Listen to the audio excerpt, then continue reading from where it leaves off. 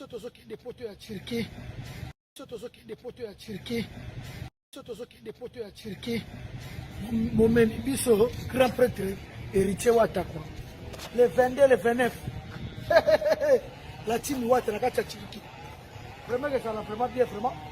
Bana tout bana ba France, bana ba Belgique, bana ba Angleterre, bana ba poteau ba Ukraine, bana ba poteau ba Suède. Bokacha kada na kacha Istanbul wana.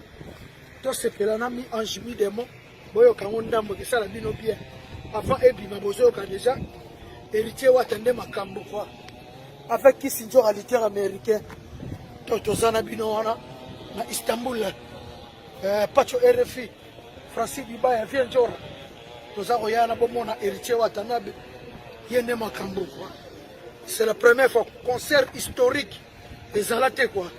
Congolais noirs Abeta Nagata Istanbul. Merci Gabi Tcheba sur le King. Merci.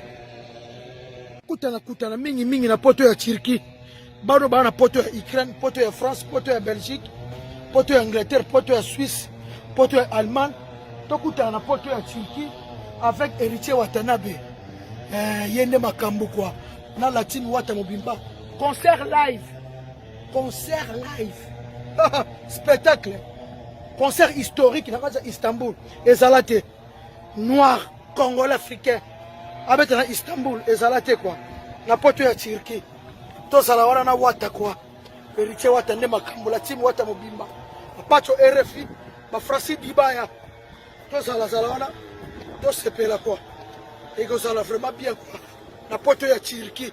Bokati saka. Bomona Wata bato basakuna déjà bakosomba bilamba. Po biso to lataka na Turquie. Bozela bosepela. Concert beta makala na Turquie. Merci beaucoup Gabi Tchiba sur le Kinga. Ah miko to na Maki et pas Myriel Mundele. Toza na Maki pour préparer concert à Istanbul. Merci beaucoup. Alex Sentima.